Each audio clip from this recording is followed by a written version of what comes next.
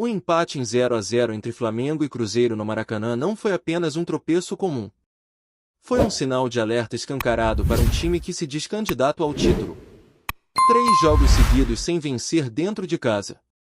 3 pontos conquistados de 9 disputados no Maracanã. É muita coisa para um clube do tamanho do Flamengo. E o que é mais preocupante, o desempenho tem deixado a desejar. O time não consegue transformar o domínio em gols, aos poucos, vai perdendo terreno na briga pelas primeiras posições. O próprio técnico Felipe, que completou um ano no comando da equipe, reconheceu que a equipe precisa retomar o caminho das vitórias urgentemente. Durante a entrevista coletiva, Felipe foi direto ao analisar o que tem faltado ao Flamengo: mais efetividade. Apesar do controle da posse de bola, apesar da entrega tática e da intensidade, o time simplesmente não consegue balançar as redes. Contra o Cruzeiro, o enredo se repetiu. O Flamengo teve a bola, tentou construir, mas esbarrou numa defesa bem postada e numa estratégia que, mesmo truncada, deu certo para os mineiros. O Cruzeiro apostou em travar o jogo, em picotar as ações, e a arbitragem foi permissiva. Muitas críticas ao árbitro Ramon Abate-Abel, acusado por torcedores de ter facilitado a cera cruzeirense. Mas, sejamos justos, o juiz não impediu o Flamengo de finalizar. O Flamengo é que não conseguiu jogar como se espera de um time que quer ser campeão. E o técnico Felipe foi claro em admitir isso. Disse que a equipe teve domínio, sim, mas faltou transformar esse controle em vantagem no placar. E citou o fato de que, nos últimos jogos em casa, a equipe até começa bem, tem bons momentos, mas trava na hora de finalizar. A autocrítica apareceu nas palavras do treinador e também nas dos jogadores. O meia uruguaio Carrascal, que foi um dos mais ativos em campo, também falou em autocrítica. Disse que cada jogador precisa olhar para dentro, entender onde está errando e ajustar. Porque não adianta fazer tudo certinho taticamente se a bola não entra. E ele tem razão. No futebol, quem não faz, vê o campeonato escorrer entre os dedos. Um dos pontos que mais chamou a atenção no pós-jogo foi a confraternização entre Gabigol e os jogadores do Flamengo. Mesmo vestindo outra camisa, o atacante, multicampeão pelo rubro-negro, foi cercado por ex-companheiros, recebeu abraços de Arrascaeta, Felipe Luiz e outros, e demonstrou que o carinho do elenco por ele ainda é grande. Claro que durante o jogo teve vaia, teve pressão, e é normal. A torcida cobra, pega no pé, principalmente pelo desfecho polêmico da saída do atacante. Mas depois do apito final, o clima foi outro. Ficou claro que o respeito continua. E isso também é futebol. Rivalidade dentro das 4 linhas, mas respeito fora delas. O técnico Felipe também foi questionado sobre o estado do gramado da Arena Fonte Nova, palco do próximo confronto contra o Bahia. Recentemente, o Palmeiras jogou lá e reclamou bastante das condições do campo. Mas Felipe deixou claro que o Flamengo não vai se prender a isso. Disse que o time tem que se adaptar, que não adianta gastar energia reclamando de algo que está fora do controle. O foco, segundo ele, tem que ser em encontrar soluções para vencer, seja no campo que for. Uma resposta madura, que mostra que, apesar dos tropeços, o comando técnico tem os pés no chão. Falando em dificuldades, Felipe foi questionado sobre o desempenho do Samuel Lino. O atacante, que chegou voando e empolgou nos primeiros jogos, caiu de rendimento nos últimos compromissos. Segundo o treinador, isso é natural. Jogador de lado, driblador, sofre muito com desgaste físico e psicológico. Felipe ressaltou que é ele quem pede para o Lino partir para cima, buscar um contra um, porque sabe o quanto essas jogadas são importantes para o time. Mas também deixou claro que é necessário paciência. Lino teve uma sequência puxada de jogos, passou por partidas decisivas, e isso pesa. O técnico ainda comentou que é comum que jogadores com esse estilo oscilem mais, justamente porque arriscam mais. E pediu para que a torcida tenha compreensão, porque o talento do jogador é inegável e, com confiança, ele pode ser decisivo. No campo das decisões técnicas, Felipe explicou algumas escolhas do jogo contra o Cruzeiro. Uma delas foi a entrada do Pedro no lugar do Arrascaeta. Segundo ele, a ideia era explorar a linha alta do Cruzeiro. Como o time mineiro joga com marcação avançada, havia espaço nas costas da zaga. A intenção era ter o Pedro mais presente na área, buscando a finalização, enquanto Plata e Carrascal continuavam com a movimentação pelo lado. Felipe afirmou que, para ele, tanto Plata quanto Carrascal foram os melhores do time na partida.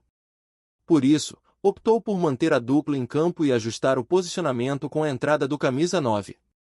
Ele também admitiu que o Wallace poderia ter sido uma opção válida, mas seguiu o plano de jogo que havia sido traçado. Outro ponto importante foi a suspensão de Léo Pereira e Ayrton Lucas, que receberam o terceiro cartão amarelo e estão fora do próximo jogo contra o Bahia. Léo Pereira, inclusive, sentiu um incômodo durante o jogo e foi substituído. Com isso, o Flamengo terá que mexer na defesa para o próximo compromisso, o que aumenta ainda mais a responsabilidade do elenco. Afinal, com um campeonato tão equilibrado, perder pontos pode ser fatal. E com o Palmeiras encostando, cada rodada passa a ser decisiva.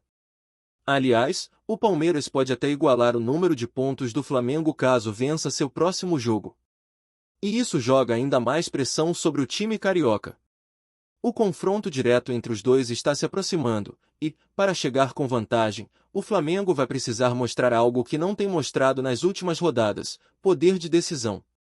Porque é isso que separa os postulantes ao título dos meros coadjuvantes. E o torcedor sabe disso. Por isso, a cobrança. Apesar do empate, o Maracanã recebeu mais de 72 mil torcedores. Foi o maior público do novo Maracanã desde sua reinauguração. A torcida continua fazendo a sua parte, empurrando o time, acreditando. E é justamente por isso que os tropeços doem mais. Quando a arquibancada comparece em peso, quando o apoio não falta, o time precisa corresponder.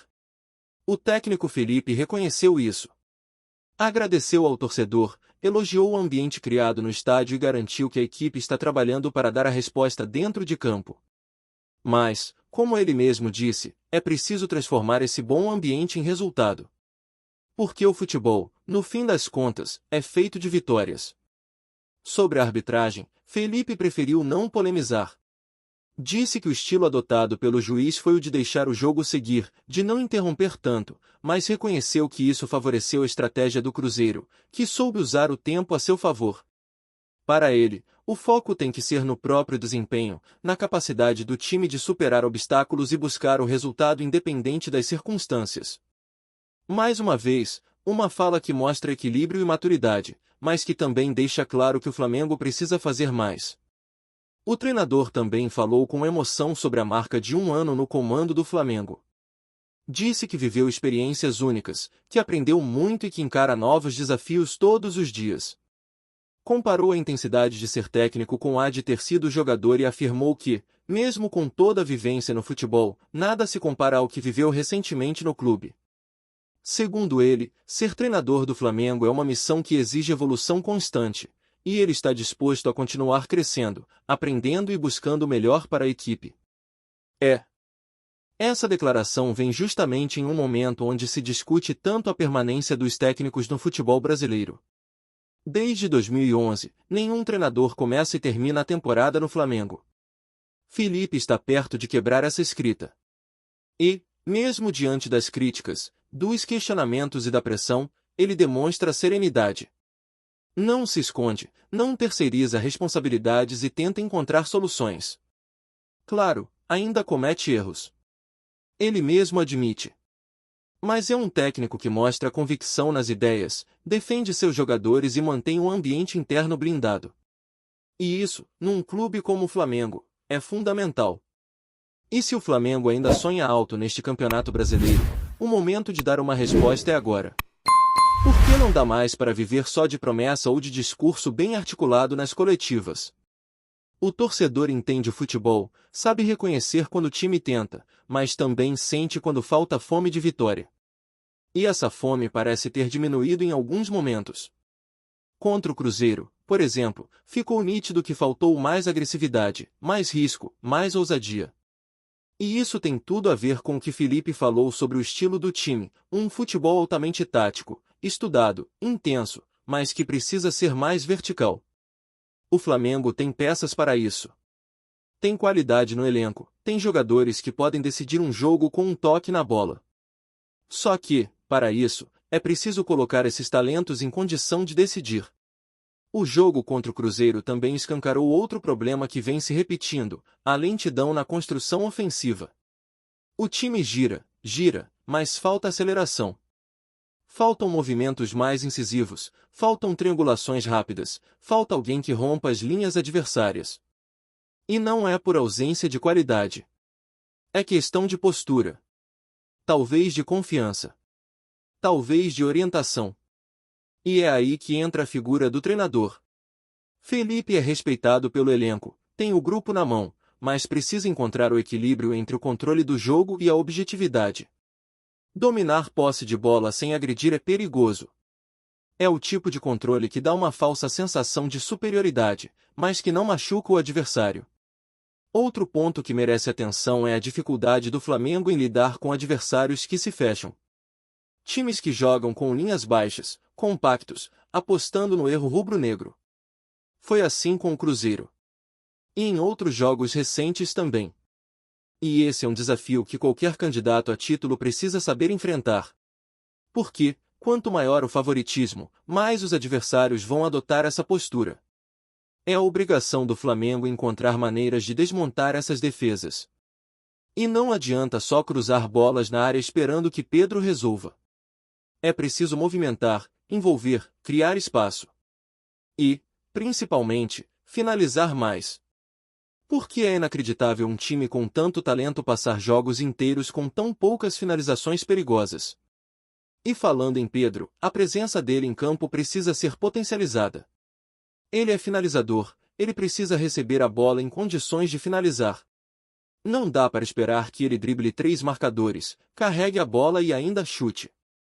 Pedro é decisivo quando o time cria para ele. Quando o time o abastece. E, ultimamente, isso tem acontecido pouco. Assim como aconteceu pouco com Arrascaeta no jogo passado. O uruguaio participou, claro, se movimentou, buscou o jogo, mas também parece ter sentido o peso da marcação e da falta de alternativas ao seu redor. O que se vê é um Flamengo que depende demais de jogadas individuais, que espera que algum talento resolva. Mas futebol de alto nível é coletivo. É sincronia. É saber usar as individualidades dentro de um plano maior.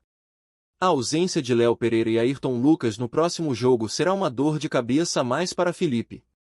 Principalmente porque a defesa tem sido uma das áreas mais sólidas do time. Quando está completa, a linha de trás tem garantido segurança e sustentação. Com esses desfalques, o treinador vai ter que mexer. E aí entra a questão do elenco. O Flamengo tem opções, mas precisa que esses jogadores estejam prontos. Danilo pode entrar bem? Sim.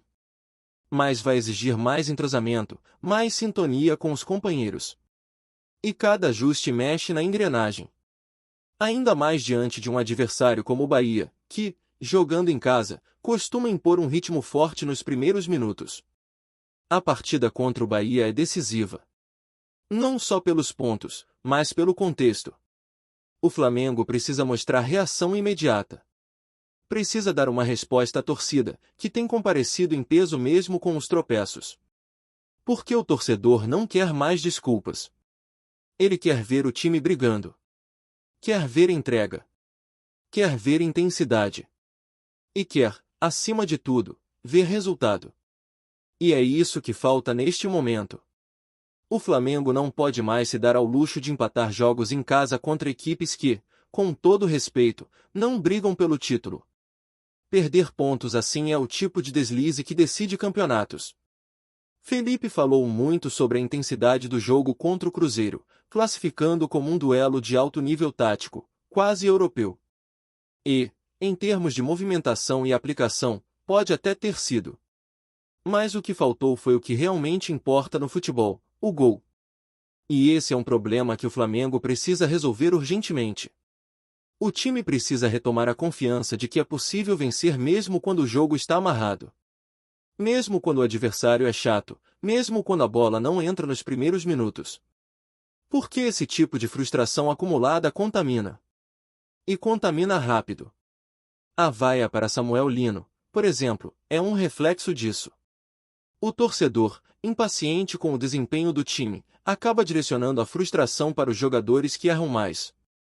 E, como Felipe bem disse, os dribladores são os que mais erram. Mas também são os que mais tentam.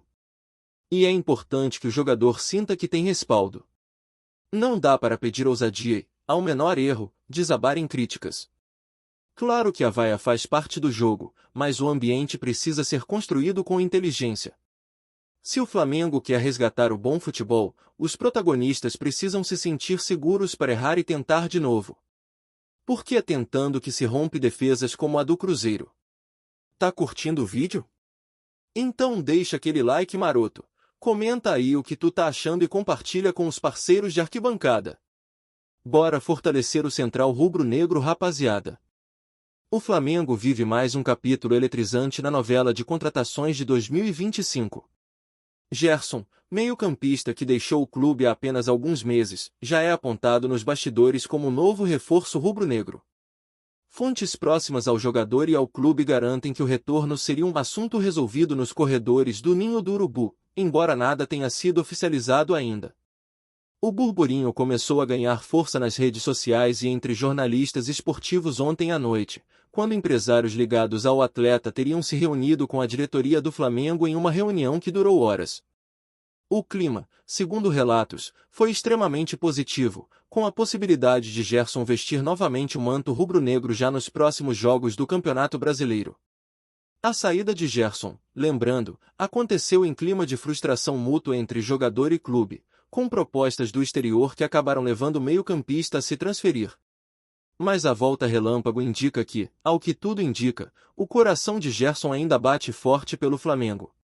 Torcedores mais nostálgicos já fazem contagem regressiva, imaginando o reencontro do camisa 8 com os principais jogadores do elenco atual e o impacto imediato que ele poderia trazer para o setor de criação.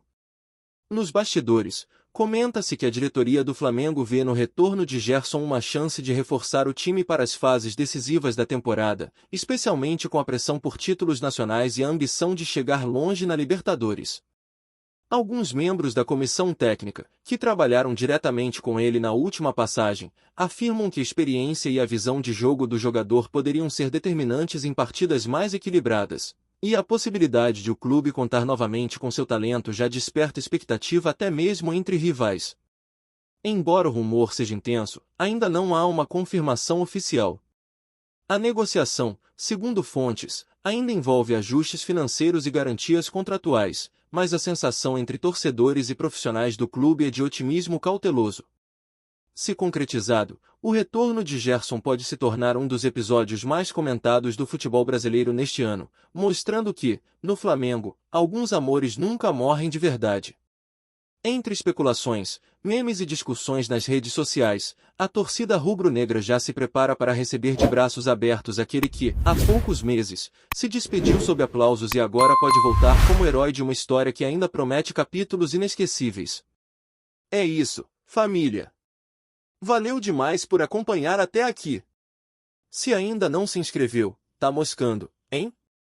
Ativa o sininho para não perder nenhum papo de Mengão Raiz. Aqui é Central Rubro-Negro, aqui é Flamengo até morrer. Tamo junto!